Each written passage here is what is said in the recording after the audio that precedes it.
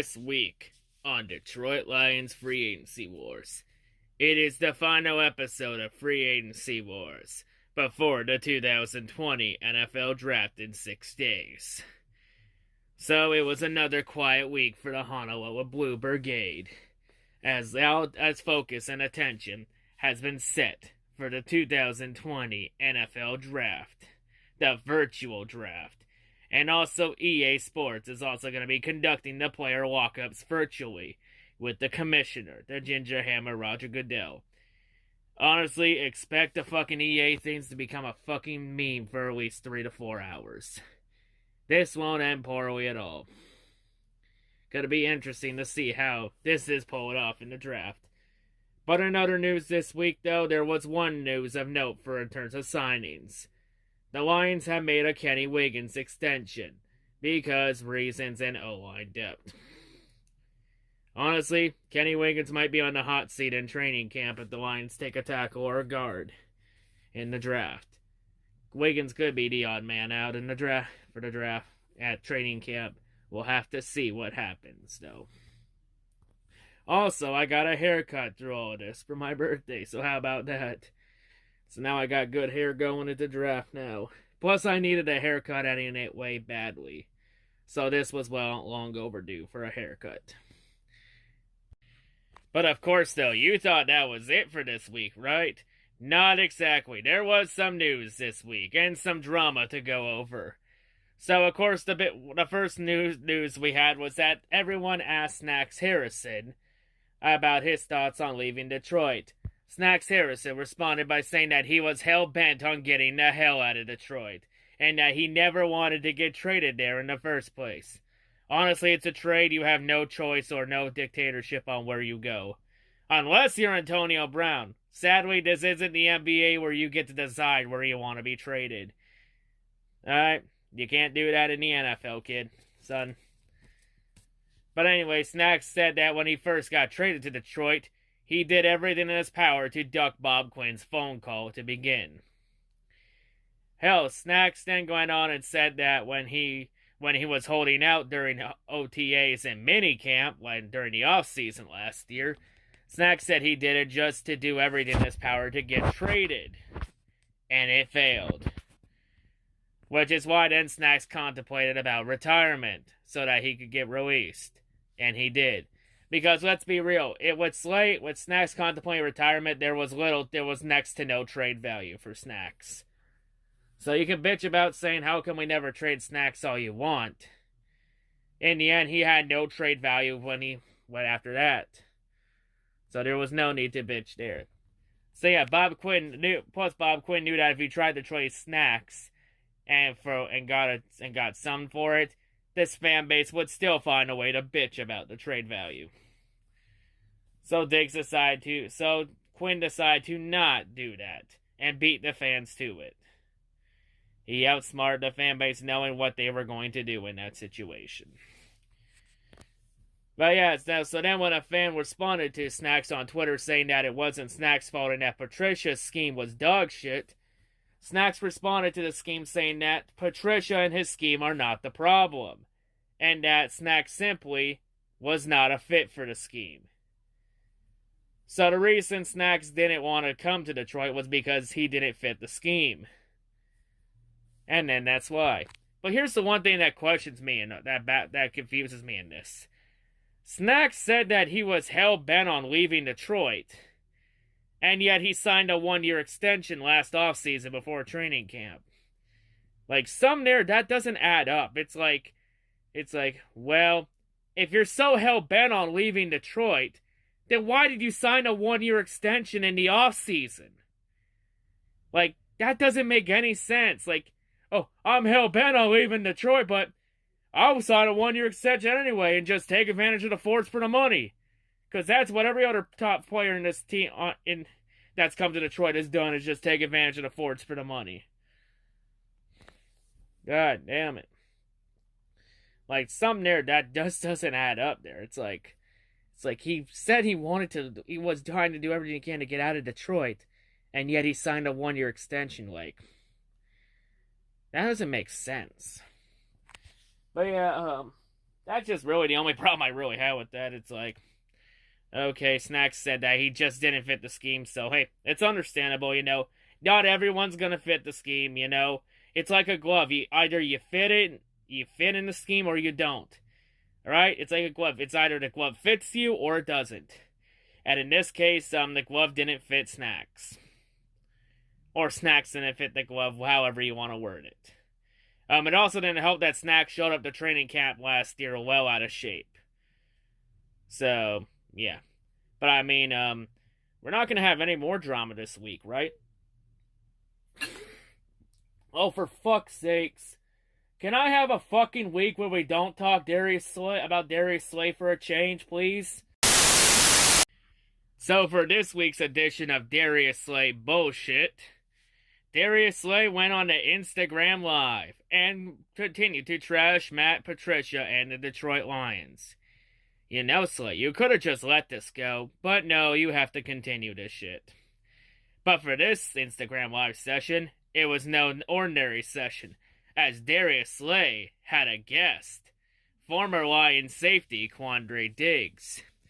So Slay and Diggs in this Instagram Live session, they both started off where both of them complained about having to practice in the snow back in 2018 before a 4-game stand where the Lions would play 4 games indoors, 3 games at home, and then the last game being in Arizona. And then both of them went on about that practice, saying they were upset because the practicing in the snow, it increased the risk of injury. When they had an indoor stadium to practice in. Like, seriously, you two are still fucking salty and butthurt over that practice? Grow the fuck up, you fucking sissies. God damn, you sound like a bunch of fucking high school girls bitching at each other. Fuck me.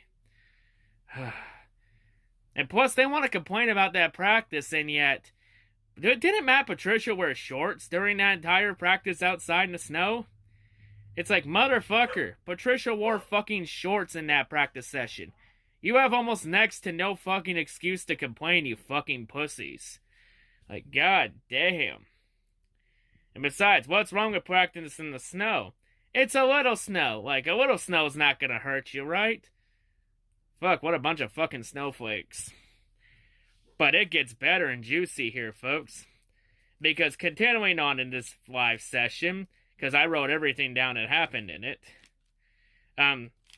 Quandre and Slay went on, and Quandre then said that in the weeks leading up to the Lions Week 17 matchup against the Packers in 2018, the NFC North Tank Bowl. Oh, sorry about that, folks. My cat was in the room, and he wanted outside to let him out of the room real quick. But anyway, continuing on, Quandre went on and said in the weeks leading up to the Week 17 NFC North Tank Bowl against the Packers, Quandre went on and said that many players on the team were fed up with how the season went in 2018, and that all of them were talking about boycotting all the team meetings leading up to the game. But instead, they chose to go to the meetings, and chose to instead blare loud music during the week in the locker room and joke around. Because when in doubt, blare the living shit out of rap music and dubstep. In the end, though, it didn't really matter what they did leading up to it, because the Lions still went on and won that game over Green Bay 31-0 to end the season.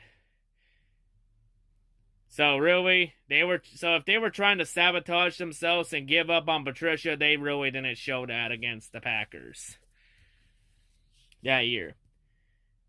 So then continuing on, when Quandre went on and said that when he was traded to Seattle, a lot of players around the league were calling him and congratulating him for being traded out of Detroit. And then Quandre said that when he found out, he jumped up and down and then yelled, "Yeah, we going to Seattle." And then Darius Slay went on and commented saying that after the trade, he refused to talk to any of the Lions coaching staff. This even included Paul Pasqualoni, the defensive coordinator last year, for 2 weeks. So then Darius Slay went on in the live chat and said that he got a haircut, and then Quandre said that he is tripping. Reason this was noted because reasons. Plus Slay needs to have his precious ego petted. So then Quandary went on and said that Seattle was the place to be, and that he has no intentions of ever going to Philadelphia. So in a way, Quandary taking a sneak diss at Darius in Philadelphia. So then Quandary then went on and then recalled an incident he had with Cam Newton a couple years ago, when Cam Newton called him little man. Quandary was then offended by this insult. Oh, a snowflake getting offended by a harmless insult. What a shock. So Quandary went on and told Cam Newton that if Cam Newton ever called Quandary little man again, he would go for a helmet-to-helmet hit on Cam Newton. So Quandary also admitted that he's a bit of a piece of shit that's willing to try and kill Cam Newton. So Quandary sent, and honestly, Quandary $5 says you won't go for that helmet-to-helmet hit on Cam Newton. And if you do, Quandary, then guess what? Your inevitable 1-year suspension awaits you from the Ginger Hammer. I say here, Quandary, if you do get that helmet-to-helmet hit, is a 1-year suspension worth it? Just ask Montez Perfect if it was worth it. Just ask him. Just ask him if him drilling Antonio Brown twice in the helmet was worth it. Or against the Colts last year and got us suspended the remainder of the year. Honestly, Fontes should be lucky he isn't kicked out of the league for that bullshit. And it's like, really? You're willing to try and kill Cam Newton over a fucking insult that's, like, not even that harmful? Like, little man, like, come on. Grow the fuck up. God damn it. So anyway, continuing on. Both Slay and Diggs then went on and talked about how Nevin Lawson, bum-ass Nevin Lawson, folks, was the funniest dude they know. And then both of them recalled an incident in a Lions game against the Saints a couple years ago. When Lawson took a Saints player's mouthpiece, mouthguard, whatever you want to call it, but regardless, he took the said mouthguard and kicked it across the ground. And then he told the said Saints player, because it wasn't specified which player it was on the Saints. But anyway, Nevin told the said player that if he dropped his mouthguard again, Nevin would then kick it all over the ground again. Now, that's kind of a dick move, though. So Nevin Lawson is a dick to mouthguards. So then Quandary said that he was heated on draft night that he wasn't drafted till the 6th round. Oh, you were drafted in the 6th round and you're upset about that. Boo-hoo, you got drafted to the league. Fucking treat it like something, you fucking pussy. So then Quandary went on and talked about covering Megatron for the first time in practice during his rookie year. Darius then went in and said that Calvin Johnson stole his confidence during his rookie season, because Calvin kept torching the living shit out of him on a daily basis. Maybe you should have asked Calvin Johnson where you went wrong in that. Oh my. Oh, you have to complain because, you were getting torched. You were being big play Slay against Megatron. Honestly, quit your fucking crying. God damn it. Fuck me. Fuck me, you're starting to sound like NFL's version of fucking Kyle Busch at this point. God damn it. And honestly, who hasn't had their confidence destroyed by Megatron? Who hasn't? Fuck. So then Quandary Diggs went on and said that Matt Stafford is the truth. So also during all of this, Quandary and Darius not only Quandary has now sucked off Nevin Lawson's dick, and he sucked off Matt Stafford's dick. So we have a lot of dick sucking going on in this. So then Slay went on and said that Kerryon Johnson was the only man he knows that doesn't know how to comb his hair. So when Slay went to tell Kerryon about this, Kerryon then responded to Slay by telling him that he didn't care and that the ladies still love him regardless. So Slay, you're telling us that the one time you tried to trash talk players on your own team, it backfired and blew up in your face? What a shock! My goodness! Who would have knew that would have backfired? Holy crap! So then both of them went on and talked about their love for Martha Ford and talked about how great of an owner she is, and how great the Lions fans are. So not only are they now sucking Martha Ford's dick now, they're now sucking all the Lions fans' dicks, including all the Lion fin makers' dicks, too. And by the way, Slay, you can get off my dick anytime now. And and they said that Martha Ford's a great owner. Uh-oh. That's gonna trigger all the Lions fans that want Martha Ford to sell the team. And by the way, did I mention that most of the Lions fans that want Martha Ford to sell the team, most of them were the same fans that were defending Slay when Slay got his money. And we're calling Martha a cheap bitch. There we go. Maybe that ought to change their opinions on Slay now, since they were getting down on all fours and sucking Martha's dick. So then Quandary Diggs goes on and says that Marvin Jones is the most talented player he knows.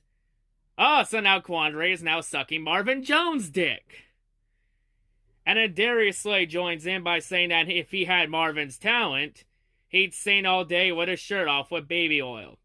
If anyone's not wondering, Darius Slay was referring to that one time that Marvin Jones auditioned for American Idol back in 2017.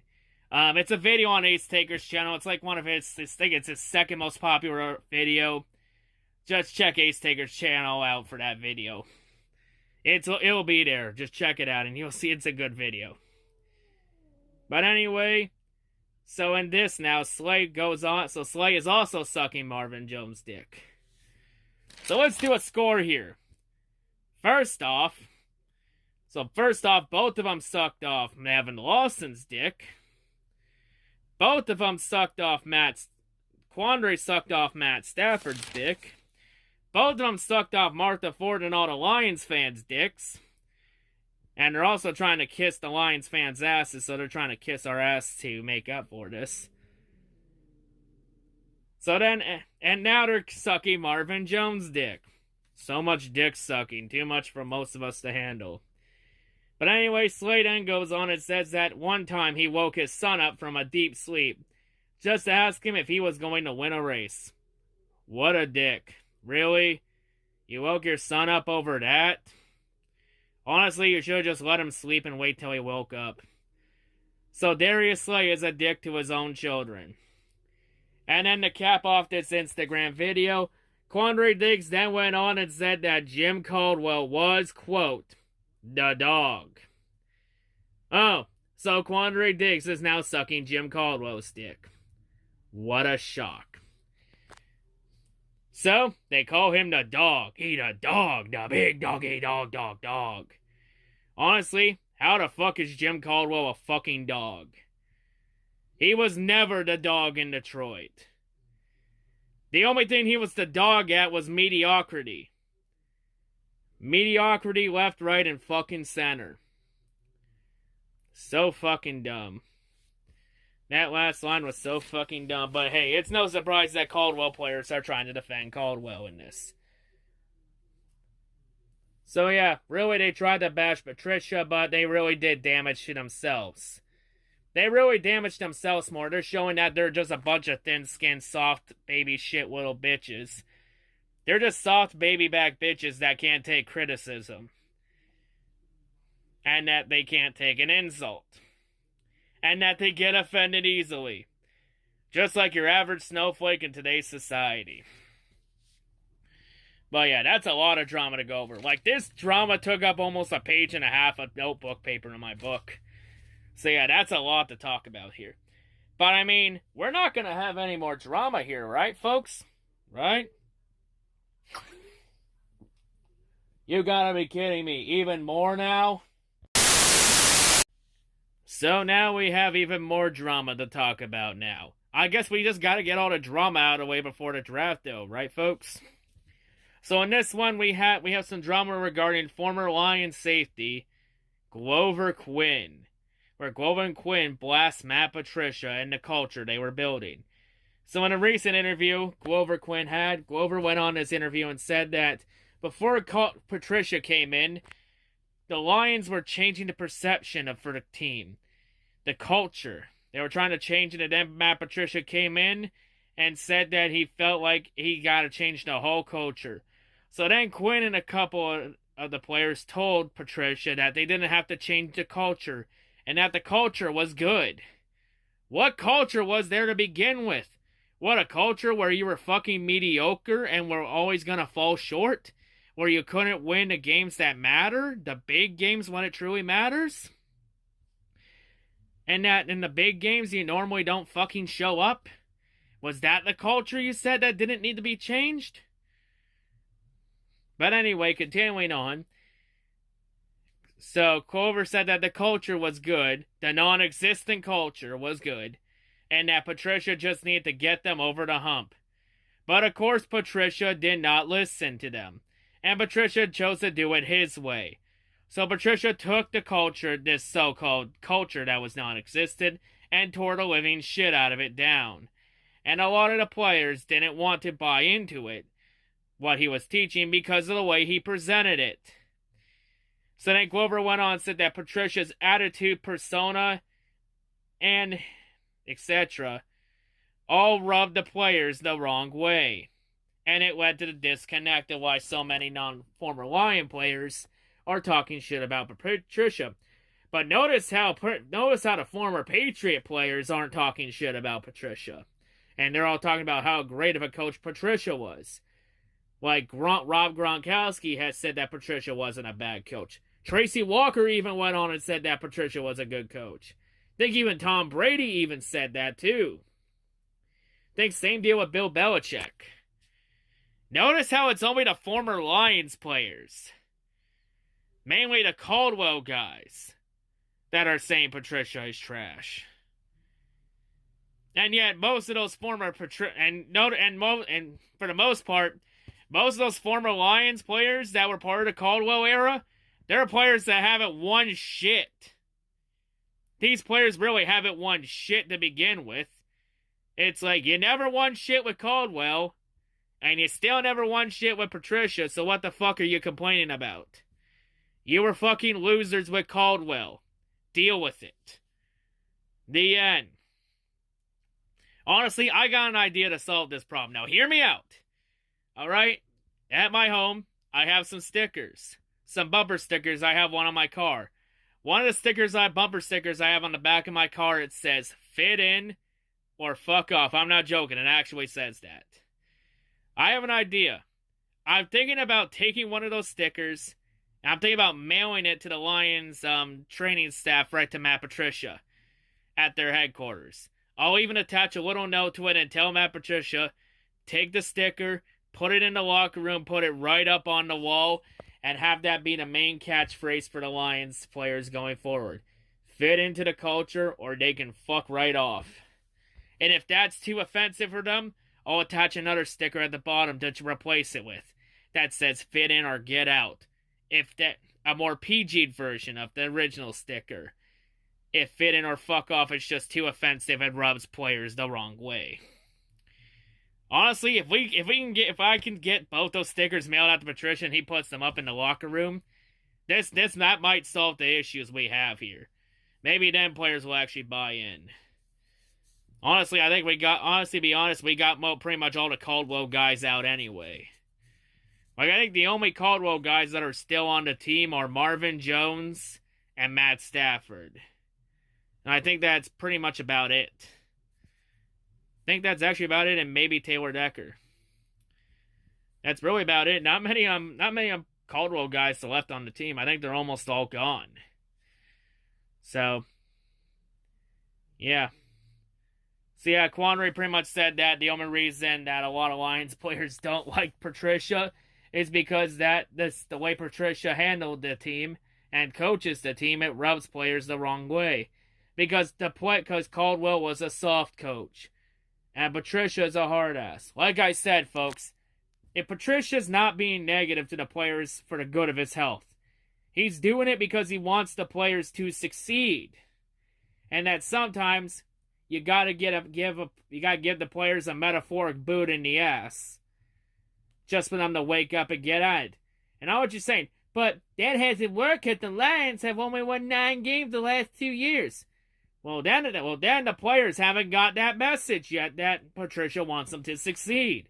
They haven't got it through to their fucking heads. Plus, don't even bring up last year. Last year's a pass.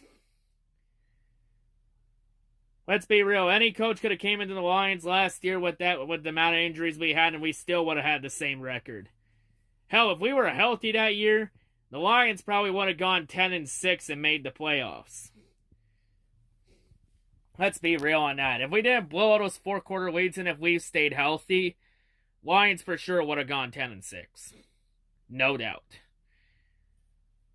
Like, Patricia's a good coach. You just gotta get him some fucking talent. Talent that wants to come in here, that wanna win, that wanna work hard, and don't wanna fucking complain over anything. Because they're fucking diva. Because we had a couple fucking divas want to complain about how Patricia rubbed them the wrong way and didn't call them elite. Like, goddamn. Like, Slade, Diggs, you all need to grow the fuck up. Plain and simple. And I'd say same deal with Glover Quinn. But, yeah. So, yeah, anyway, now with the drama out of the way, let's try and end this thing on a more lighter note. So, of course, to wrap this up, it's been reported on Bob Quinn some draft setup for draft night, and his home has also been revealed at his table. So, for Bob Quinn, Bob said his setup will be that the big TV monitor will be to his right side, and that Bob Quinn will also have 3 monitors around him, along with 2 laptops, a huge draft phone. Yes, Bob Quinn has a huge draft phone at his home. He didn't have to go back to the front office play, to the training facility in Allen Park to take the big draft phone and steal it. Bob Quinn had his own at home. Bob Quinn is well prepared for this situation. But continuing on, Bob Quinn will also have his home phone line. Yes, there are people that still have home phone lines, folks. And Bob Quinn will also have 2 cell phones and a printer on standby with him as his setup. So he's really well equipped and ready to go.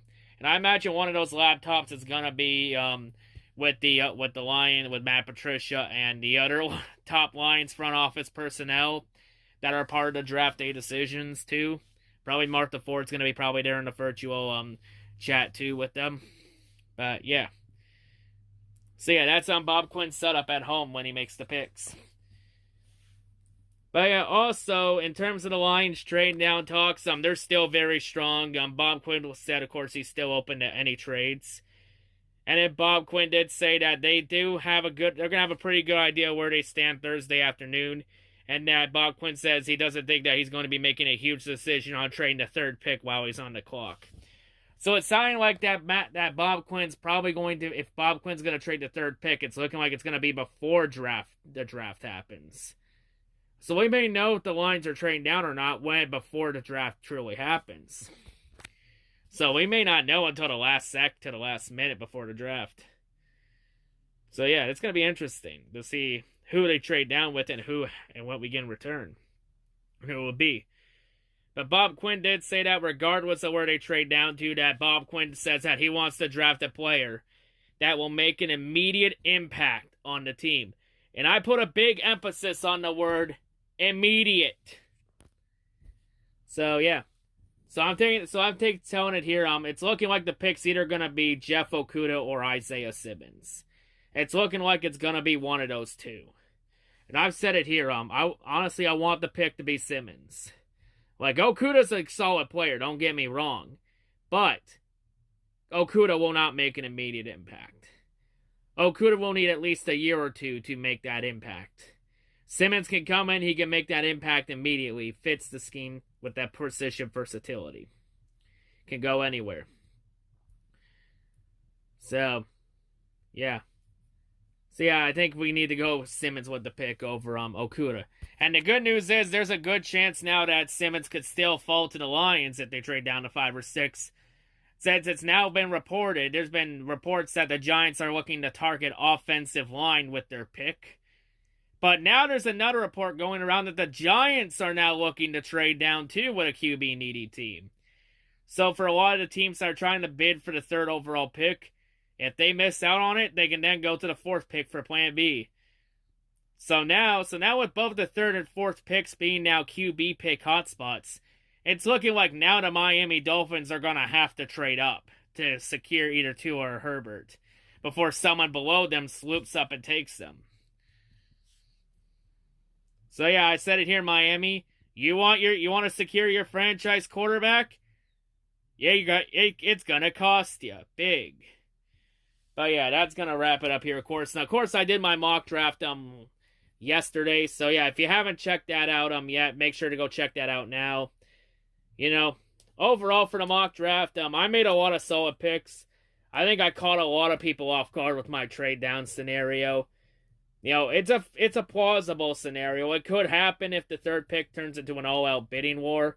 If you haven't seen the mock draft video yet, make sure you check that out first before continuing on. So, yeah, if you want to get an idea of what I'm talking about. You know, for the mock draft, I looked at players that fit the system, fill the needs, because we got a lot of needs on the team. I looked at players that fit the system and can make an impact. So, yeah, that's about it, though. But yeah, that's all I gotta say for this video. The final episode of Free Agency Wars before the draft. Like I said, if Simmons is there, you gotta take Simmons. I would only take Okuda if we trade down and Simmons is gone. That's the only way I would take Okuda. Is if we go as a plan B option if Simmons is gone. But yeah, anyway, that's gonna wrap it up here, folks. If you enjoyed the video, smash the like button. Brand new to the channel, please subscribe for more of this content. But yeah, that's going to wrap it up here. I've been C-Rad from C-RadTV. The next episode of Free Agency Wars will be after the draft for the draft recap special. But yeah, that's all I got to say, folks. Hope everyone's a great day, and yeah, peace out and please draft Simmons.